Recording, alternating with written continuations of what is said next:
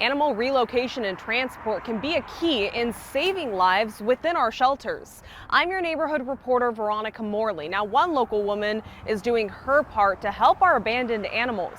However, she says the problem expands beyond our local shelters and rescues.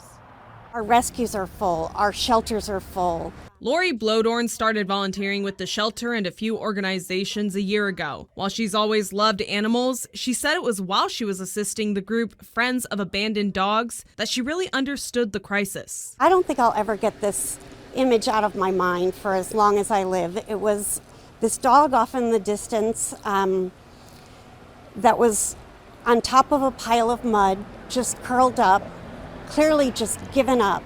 The more she learned about the amount of work going into helping abandoned animals, the more she felt a desire to help. When she came across a set of German Shepherds who were struggling to find a home, she wanted to do something, but she didn't know what until she told her daughter in Montana. And I was just talking to her about how heartbroken I was about these two dogs. Blodorn's daughter was able to connect her to Lifesavers Animal Rescue in Montana, who not only agreed to take the German Shepherds, but a few other dogs. But it was no easy task. You not only have to figure out transport, you have to figure out short-term fosters. She said while they were able to save those dogs, the process just showed her how much goes into addressing the larger issue. Organizations like Wings of Rescue have been relocating and transporting animals out of Kern County's crowded shelters for years. Over the last 3 months, they've sent more than 100 dogs to less crowded shelters. You see these things every day, and I'm just one person doing one very small thing, but that is how this heartbreaking operation is happening every day, right? It's individuals who are here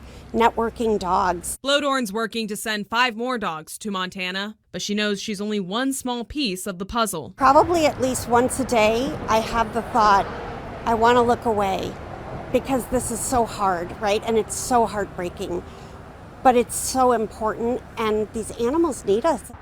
Now, for more ways to help our local shelters or for more information about animal transport, you can head to our website, turnto23.com. I'm your neighborhood reporter, Veronica Morley.